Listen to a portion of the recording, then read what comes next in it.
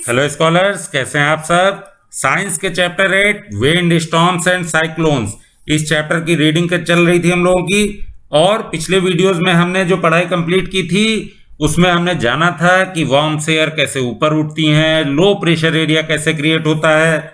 आज का वीडियो हमारा जिस टॉपिक पे है वो है thunder storms and cyclones. Okay, तो थंडर स्टॉर्म्स क्या होते हैं, साइक्लोन्स कैसे बनते हैं, इनको अच्छे से समझने के लिए पहले आपको पिछले सारे वीडियोस देखने पड़ेंगे, उसके बाद इसको आप अच्छे से समझ पाएंगे। तो चलिए शुरू करते हैं। Thunder storms develop in hot humid tropical areas like India very frequently. Thunder storms कहाँ ज्यादा आते हैं, जो ये ट्रॉपिकल रीजन्स के एरिया हैं, और इंडिया में थंडर स्टॉर्म जनरली आपको देखने को मिलेगा। थंडर स्टॉर्म्स क्या होते हैं, the rising temperature produce strong upward rising winds. These winds carry water droplets upwards where they freeze and fall down again। क्या हो रहा है कि आपने पढ़ा था वार्म एयर जो होती हैं, गर्म हवा है, वो ऊपर की तरफ उठती हैं, और जब नीचे से गर्म हवाएं ऊपर जा रही हैं तो वो गर्म हवा अपने साथ क्या लेके जा रही हैं, वाटर वेपर्स लेके जा रही हैं। जो वाटर इवोपरेट हो रहा है उनके पार्टिकल्स, वाटर के ड्रॉपलेट्स पार्टिकल्स, उनको भी ऊपर लेके जा रही हैं। और जब ऊपर पहुंच रही हैं तो ऊपर पहुंच के क्या हो रहा है, ऊपर पहुंच के वो वाटर वेपर वाटर ड्रॉपलेट्स में कन्वर्ट हो रहा है। क्यों? क्योंकि वहां वो ठंडा हो जा रहा है, और वाटर ड्रॉपलेट्स में कन्वर्ट होने के बाद में क्या हो रहे हैं, वो वाटर ड्रॉप्स रेन की फॉर्म में नीचे गिर रहे हैं बारिश की तरह से। The Swift movement of the falling water droplets along with the rising air creates lightning and sound. It is this event that we call a thunderstorm। तो अब समझिए क्या हो रहा है, जब नीचे से गर्म हवा वाटर ड्रॉपलेट वाटर वेपर्स को लेकर के ऊपर जा रही हैं, बारिश के समय क्या हो रहा है, ऊपर से वाटर ड्रॉपलेट्स गिर रहे हैं, पानी की बूंदें गिर रही हैं, नीचे से गर्म हवा ऊपर जा रही है। ये ऐसी कंडीशन जब क्रिएट होती है तब वहां पर लाइटनिंग भी होती है, जो बिजली चमकती है आपने देखा है, और साउंड भी क्रिएट होता है। और इस सिचुएशन को हम क्या बोलते हैं, थंडर स्टॉर्म। ओके, तो थंडर स्टॉर्म की सिचुएशन क्या है, बादल गड़गड़ा रहे हैं कस के और बिजली चमक रही है, इसको हम थंडर स्टॉर्म बोलते हैं। और जो ये लाइटनिंग होती है, लाइटनिंग जो बिजली चमकती है, ये एक ऐसा फिनोमेना है जिसमें बहुत सारी कंडीशंस मिलती हैं। तो लाइटनिंग के बारे में तो आप हायर क्लासेस में और डिटेल में पढ़ेंगे। ओके, अभी हम केवल थंडर स्टॉर्म को समझते हैं कि थंडर स्टॉर्म में मेनली होता क्या है। ओके, अब इसी के बाद क्या आ जाता है, how a thunder storm become a cyclone.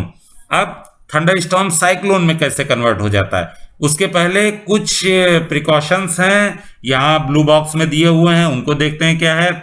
If a storm is accompanied by lightning we must take the following precautions.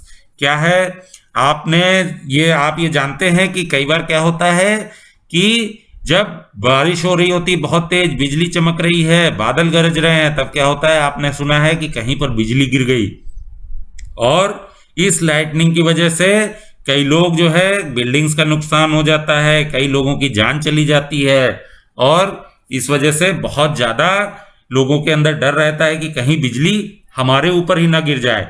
तो उस समय आपको क्या करना चाहिए, उस समय कुछ प्रिकॉशंस हैं। कौन कौन से प्रिकॉशंस आप ले सकते हैं, do not take shelter under an isolated tree. If you are in a forest take shelter under a small tree, do not lie on the ground.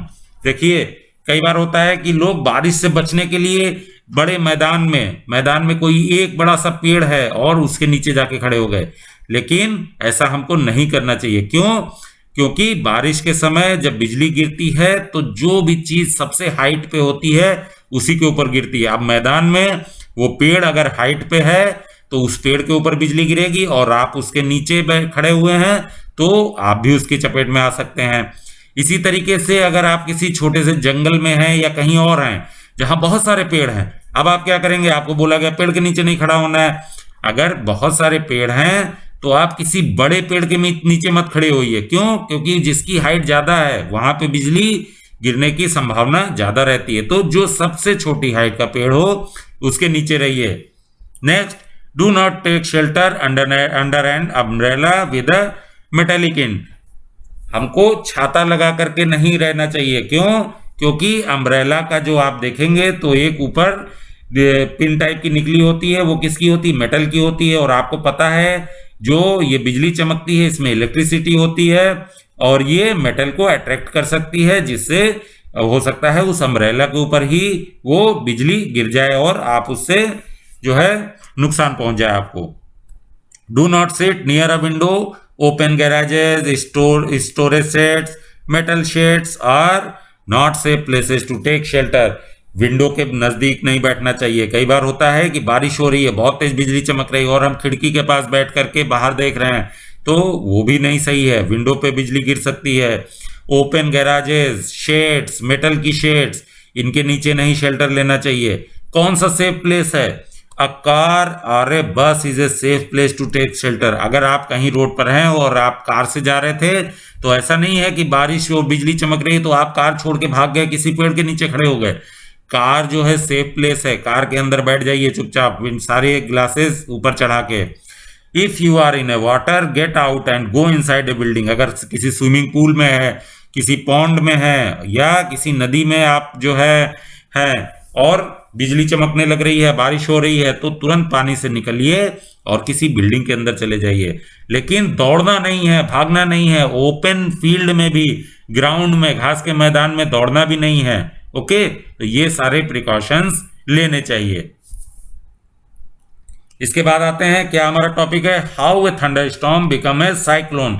देखिए साइक्लोन कैसे बनता है, थंडर स्टॉर्म की सिचुएशन जो होती है वो कन्वर्ट हो जाती है साइक्लोन में। कैसे बनती है? You know that water requires heat when it changes from liquid to vapor state. Does the water give back heat when vapor condenses into liquid? Can you recall any experience to support this? आपको ये पता है कि water को liquid से vapour में, यानी liquid state से गैस स्टेट में चेंज होने में क्या रिक्वायरमेंट है? उसको हीट होना पड़ रहा है। अब जब वाटर वेपर वापस लिक्विड में कन्वर्ट हो रहे हैं तो क्या वो हीट रिलीज भी कर रहे हैं? मींस वाटर ने हीट ली और वेपर बन गया। अब वेपर जो है वापस से वाटर बन रहा है तो क्या हीट रिलीज करता है? यस, वो हीट रिलीज करता है। आप इससे इस तरीके का कोई एक एक्सपेरिमेंट सोच सकते हैं कि आपने किसी एक पैन में पानी गर्म कर रहे हैं, ओके, और उस पानी के ऊपर से वाटर वेपर्स निकल रहे हैं, ठीक है। जब वो बॉयल होना शुरू होगा या उससे पहले भी हीट होना शुरू होगा तब क्या होगा? वाटर वेपर्स निकल रहे हैं। अब उसके ऊपर सिंपली एक प्लेट, थोड़ी सी डिस्टेंस पर एक प्लेट या कोई और पैन उल्टा करके रख दीजिए, उल्टा करके पकड़ के खड़े रहिए। क्या होगा? जो वाटर वेपर जा रहे हैं वो पैन में जाएंगे और पैन में टच होने के बाद वहां कंडेंस होते हैं, और जब उस पैन को आप हटाएंगे या प्लेट को हटाएंगे तब क्या देखेंगे? उसके ऊपर थोड़ा सा वाटर आ गया। ये वाटर कैसे आया? क्योंकि वाटर वेपर कंडेंस हुआ, कंडेंस होके पानी बन गया। लेकिन क्या उसने हीट रिलीज की? अब उसी पैन को या उस प्लेट को टच करके देखिए, थोड़ी सी वो गर्म भी हो गई होगी। वो क्यों गर्म हुई? क्योंकि वाटर वेपर जब वेपर से वापस वाटर में कन्वर्ट हुआ तो उसने हीट रिलीज की। ओके, तो अब आपको पता चल गया कि जब वाटर वेपर में कन्वर्ट होता है तो हीट लेता है, और जब वेपर वाटर में वापस कन्वर्ट होता है तो हीट रिलीज करता है। अब इसको याद रखिएगा और ये समझने की कोशिश कीजिए कि साइक्लोन कैसे बनते हैं। Before cloud formation water takes up heat from the atmosphere to change into vapour. जब बादल बनते हैं उससे पहले क्या हो रहा है कि पानी जो है हीट होने की वजह से एटमॉस्फेयर में वेपर की फॉर्म में कन्वर्ट हो रहा है, मतलब हीट ले रहा है एटमॉस्फेयर से। When water vapour changes back into liquid form as rain drops, this heat is release to the atmosphere. अब जब यही वाटर वेपर ऊपर जा रहे हैं और ठंडे होकर के लिक्विड बन रहे हैं, पानी की बूंदे बन रहे हैं, तब क्या हो रहे हैं? वो अपनी हीट एटमॉस्फेयर में रिलीज कर रहे हैं। वाटर वेपर से वाटर में कन्वर्ट हो रहे हैं तो क्या कर रहे हैं? हीट वापस से एटमॉस्फेयर को दे रहे हैं। अब इसको समझिए कि नीचे क्या था? पानी जो हीट हो रहा था, हवा हीट हो रही थी, वाटर वेपर थे, और वार्म एयर थी, वार्म एयर के साथ वाटर वेपर ऊपर जा रहे थे। ऊपर जाते जाते जो है वाटर वेपर्स जो है ठंडे हो गए, उन्होंने हीट रिलीज की और वो पानी की फॉर्म में आ गए। लेकिन जो हीट रिलीज की उससे उस आसपास का एटमॉस्फेयर, उस आसपास की एयर गर्म हो गई। The heat release to the atmosphere warms the air around. अब आसपास की जब एयर फिर गर्म हो गई तो एयर क्या होगी, ये एयर तेजी से ऊपर फिर बढ़ेगी। The air tends to rise and cause a drop in pressure.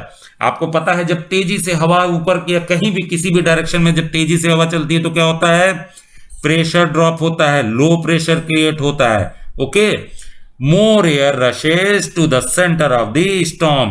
अब क्या होगा, जब प्रेशर जहां पर ड्रॉप होता है वहां क्या होता है, फिर आसपास की हवाएं उस जगह को कवर करने के लिए आती हैं। क्यों, क्योंकि वहां पर लो प्रेशर एरिया हो गया, तो अब चारों तरफ से एयर उस जगह को कवर करने के लिए आएगी। अब सोचिए यही साइकिल लगातार रिपीट हो रही है, नीचे से गर्म हवा वाटर वेपर्स को लेके ऊपर जा रही है, वाटर वेपर्स पानी में कन्वर्ट हो रहे हैं, वहां की हवा फिर गर्म हो जा रही है, वो तेजी से ऊपर जा रही है, और आसपास की हवा उसको कवर करने के लिए आ रही है। ये साइकिल जैसे जैसे रिपीट होती जा रही है, the chain of events and with the formation of a very low pressure system with very high speed winds revolving around it. क्या हो रहा है, तेजी से हवा बढ़ रही, प्रेशर लो हो रहा है, आसपास की हवा तेजी से आ रही। जब बार बार ऐसा होता जा रहा है, लगातार हो रहा है, तो जहां पर लो प्रेशर था वहां पर काफी लो प्रेशर हो गया और उसके चारों तरफ हवा तेजी से घूमने लगती है। मींस एक ऐसा एरिया बना जिसके चारों ओर बहुत तेजी से हवा घूम रही है। यही कंडीशन क्या कहलाती है, it is this weather condition that we call a cyclone. इसी को हम साइक्लोन बोलते हैं। Okay, factors like wind speed, wind direction, temperature and humidity contribute to develop the cyclones. cyclones इतनी easily नहीं बनते हैं, cyclones बनने में जो है बहुत सारे फैक्टर्स हैं। इस विंड की स्पीड है, टेम्परेचर है, ह्यूमिडिटी है, ये सारे चीजें जब इस कंडीशंस में मिलती हैं जाके, तब कहीं जाके साइक्लोन फॉर्म होते हैं, छोटे साइक्लोन्स बनते हैं। छोटे साइक्लोन्स धीरे धीरे धीरे धीरे बढ़ते जाते हैं, उनका जो है एरिया बढ़ जाता है, तब वो बड़े साइक्लोन्स बनते हैं, नहीं तो वो छोटे बन के खत्म भी हो जाते हैं। ओके, देखिए यहां पर एक साइक्लोन का फिगर भी दिया हुआ है, बट इसको पहले हम थोड़ा सा ऊपर समझते हैं। यहाँ ब्लू बॉक्स में कुछ साइक्लोन के बारे में दिया गया है। Okay, structure of A cyclone. Cyclone का स्ट्रक्चर कैसा होता है, साइक्लोन का स्ट्रक्चर क्या है, the centre of A cyclone is a काम एरिया। अब ये जो चारों तरफ हवाएं चल रही हैं, गोल गोल घूम रही हैं, उसके बीच का कोई सेंटर होगा, उसका जो सेंटर होता है साइक्लोन का, दैट इज अ काम एरिया। मींस वहां कोई हलचल नहीं होती, ना ही बहुत तेज हवा चल रही है, ना ही बारिश हो रही है, ना ही बादल है, कुछ नहीं, एकदम रिलैक्स। अगर कोई भी चीज सेंटर में है उस साइक्लोन के तो उसको कुछ नहीं होगा। It is called the I of the storm. इसको हम क्या बोलते हैं, उसकी आई बोलते हैं। Okay, a large cyclone is a violently rotating mass of air in the atmosphere 10 to 15 kilometre high. एक बड़ा साइक्लोन कैसा होता है, एक बहुत बड़े एरिया में हवा चारों तरफ घूम रही है, और इसकी हाइट कितनी हो सकती है, 10 to 15 किलोमीटर हाई तक हो सकता है ये cyclone. The diameter of the I varies from 10 to 30 kilometre. जो हम जिसको आई बोल रहे हैं, साइक्लोन का सेंटर, वो कितना बड़ा हो सकता है, एक बड़े साइक्लोन में वो 10 से 30 किलोमीटर एरिया तक का उसकी डायमीटर हो सकता है। Okay, it is a region free of clouds and has light winds. ये रीजन कैसा है, मैंने आपको पहले बताया। आई क्या है, उसकी काम एरिया है, वहां कोई बहुत ज्यादा तेज हवाएं नहीं चल रही हैं, एकदम हल्की हवा चल रही है, कोई प्रॉब्लम नहीं है वहां। Around this calm and clear eye there is a cloud region of about 150 kilometre in size. अब इस आई के बाहर क्या है, बहुत सारी जो है वाटर वेपर्स आ रहे थे, क्लाउड बन रहे थे, सारे इकट्ठे हो गए, पूरा क्लाउड का रीजन है, हवाएं चल रही हैं। कितने किलोमीटर तक का साइज हो सकता है, 150 किलोमीटर तक का। In this region there are high speed winds 150 to 250 kilometre per hour and thick clouds with heavy rain. क्या होता है इस रीजन में, आपको हवाएं इतनी तेज चलती हैं कि क्या स्पीड होगी उसकी, 150 से 250 किलोमीटर पर आवर तक की स्पीड हो सकती है, और बहुत थिक क्लाउड हैं, बहुत ही घने बादल हैं, हैवी रेन हो रही है, लेकिन सेंटर जो है स्टॉर्म का, वहां कोई वो नहीं है, वो काम एरिया है। Away from this region the wind speed gradually decreases. अब इस रीजन के आप बाहर जैसे जैसे आगे बढ़ते जाएंगे, धीरे धीरे हवाओं की स्पीड कम होती जाएगी। The formation of A cyclone is a very complex process. Formation जो है साइक्लोन का इतना इजी नहीं है, बहुत कॉम्प्लेक्स है। बहुत सारे सिचुएशंस कंडीशंस जब मिलती हैं तब जाके ये फॉर्म होता है। Model is shown in figure, जो मॉडल की हम बात कर रहे थे, चलिए उस मॉडल को देख लेते हैं। उस मॉडल में देखिए मोटी मोटी चीजें दी हुई हैं जिसकी हम बात कर रहे थे। क्या क्या चीजें दी हुई हैं, देखिए ये इसकी आई का पोर्शन दिया हुआ है। ओके, ये इसकी आई दी हुई है, कितनी 10 to 30 किलोमीटर तक हो सकती है। 10 to 30 किलोमीटर आप इमेजिन कीजिए कितना बड़ा एरिया। एक छोटा जो शहर है वो पूरा शहर उसमें कवर हो सकता है उसकी एक स्टॉर्म की आई के अंदर। ओके, और इसका बाहर वाला एरिया 200 किलोमीटर 50 to 150 किलोमीटर तक है, और ये बाहर वाले एरिया में बहुत तेज हवाएं चल रही हैं। और ये साइक्लोन क्या है, ये चारों तरफ से हवाएं रोटेट करते करते करते करते साइक्लोन एक डायरेक्शन में हमेशा बढ़ता भी रहता है। जैसे यहां पर समुद्र में देखिए, ये एक चीज याद रखिएगा, ये साइक्लोन समुद्र में ही बनते हैं, समुद्र से ही बनना शुरू होते हैं और ये बढ़ते जाते हैं। जैसे समुद्र में कहीं एक जगह साइक्लोन धीरे धीरे बना और इस डायरेक्शन में बढ़ना शुरू हुआ, और इस डायरेक्शन में बढ़ते बढ़ते ये साइक्लोन ये जो है किसी भी एक डायरेक्शन में, जिस डायरेक्शन में बढ़ जाएगा उसी की तरफ बढ़ता जाएगा। और कई बार ये साइक्लोन जो है उसका साइज बढ़ता जाता है और उसके बाद किसी एक लोकेशन पे एरिया पे पहुंचने के बाद ये अपना साइज कम करने लगता है। मीन्स जो ये इसके चारों तरफ बादल का एरिया है और जहां एक बहुत ज्यादा बारिश हो रही है, इस एरिया का धीरे धीरे इंक्रीमेंट होता है जब ये बढ़ता है, और बाद में ये धीरे धीरे कम भी हो जाता है। ओके, जैसे जैसे ये डिस्टेंस कवर करता जाता है। तो ये तो हमने थंडरस्टॉर्म्स और साइक्लोन्स के बारे में जाना। अब नेक्स्ट टॉपिक क्या है, डिस्ट्रक्शंस कॉज्ड बाय साइक्लोन्स। क्या क्या डिस्ट्रक्शंस होते हैं साइक्लोन्स की वजह से, तो इस टॉपिक को हम नेक्स्ट वीडियो में कंप्लीट करेंगे। मिलेंगे नेक्स्ट वीडियो में, till then bye bye friends.